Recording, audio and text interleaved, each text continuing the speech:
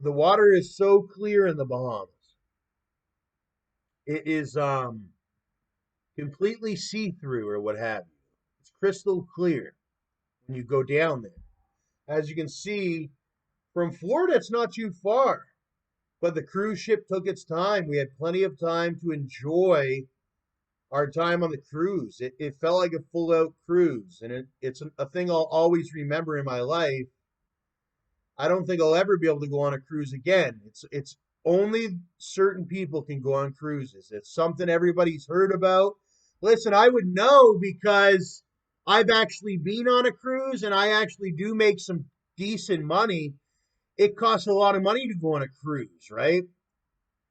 It was such a lucky experience. You have to be like, because you're only on the yeah, so it takes a lot of travel and all that. It depends on where you live. It's easy to go on a cruise in certain areas or certain times you have to travel all the way to where the cruise ship is too. So if you don't live near Miami, you would have to travel there, or there's other ones even up north. You have to travel to the certain place that the cruise ship takes off at, and that's money and time. And then what about you have to have some sort of place to stay until it's time for the cruise ship to take off, and it's in a place that you're not familiar with. Oh, this is in the middle of the Bahamas.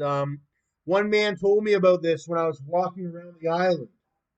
No, I didn't have a motorcycle. I didn't have a bike. I simply just walked around the island. And the man told me they have one of the best chefs. Unfortunately, no, I did not eat there. And I knew that I wasn't rich enough to eat there. I knew I was just a kid.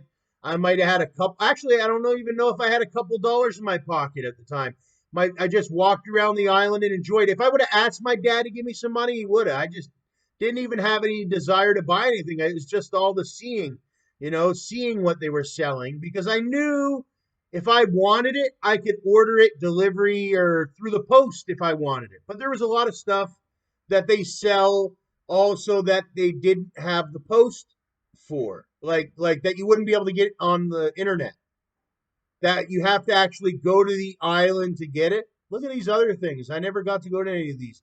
We took another. We did a lot of boat cruises. We did another glass floor fish where we got to see the exotic fish, and then we went to this one island and we swam in this special area and whatnot. And we did the cruise ship, drank some. Although I didn't drink too much, I drank the virgin ones and seen a lot of stuff, met a lot of people. Didn't go on the entire island. It was only this area here that we walked around. I've seen certain people go to the nice shops. There's even a strip where it's the more luxury shops, and that's where I dreamed. I remember when I hopped off the boat, I said, I hope one day. I mean, I said, I know this is an experience, a great experience and all that, but I hope one day I can be rich enough to go shop at one of all those shops and all that because I knew my dad wasn't going to give me $500 for some super expensive Cartier thing or something like that they were selling at these one shops when you first got off the boat. So that was motivational in my life and that opened my mind up. And I bought many luxury things and all that because of that mindset that got opened up down in the Bahamas. I got to see it. I wish it was all on video. But we were just a normal family getting off the cruise ship, as many are. They haven't gotten to the level yet that I'm at. I've only gotten to that level that I'm at with all this video production because I got to experience these things when I was a kid. Now I'm at superstar level, like with the videos and all that. Some people are just at the level where they're just cognitively capable of even going on a cruise without doing movies and all that. I've gotten to the point where there's a movie behind everything that I'm doing. Some people, they don't have movies. And then, but you'll hear the argument, oh, we don't want movies. Well, that's the thing. They're at my own discretion. So keep that in mind. It's not like I'm doing movies all the time.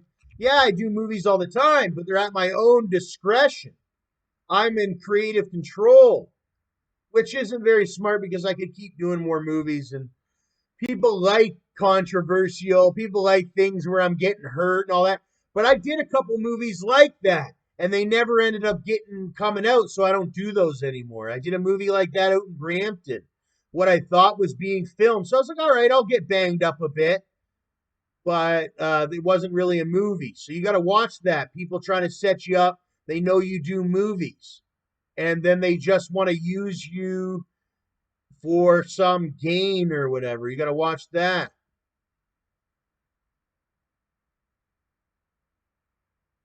All I've ever tried to do is help people and all that, but I get screwed over all the time. But I'm putting a stop to it. I'm tired of it. I can't afford it. Like when Mike Buddy stole my iPhone, I really couldn't afford that. That was supposed to be my lifelong iPhone. I got to pay another $300 for a new iPhone. That should be my food, my this, my that. And people are wondering how come you're starving. Well, because that Mike Buddy stole my iPhone, and now I'm trying to recuperate because hey, I need that little iPhone. I like how it's a small that iPhone 8.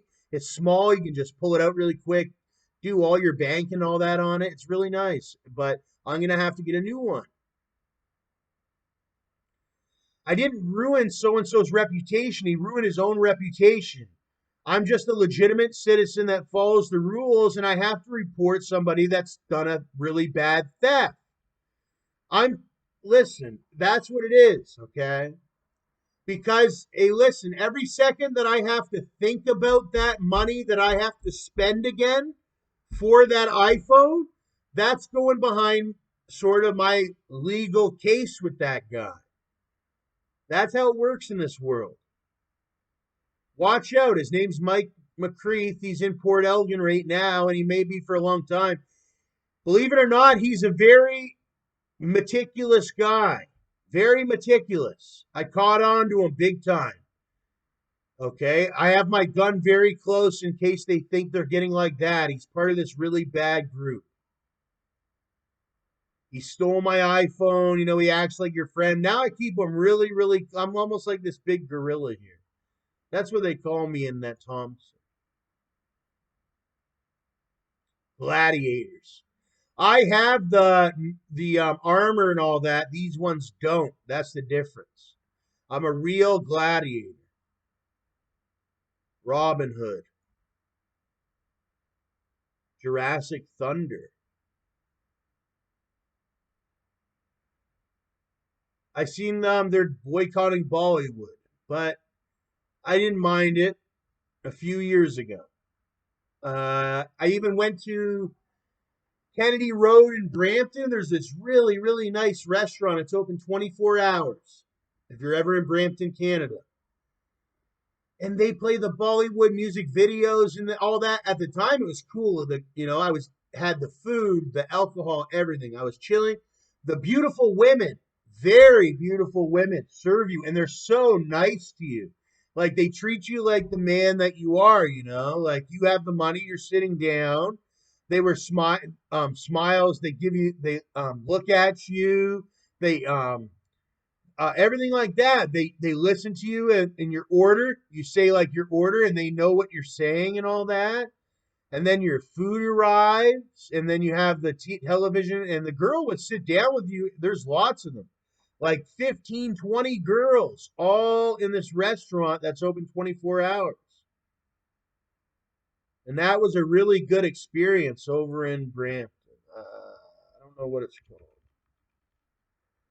24/7 Indian.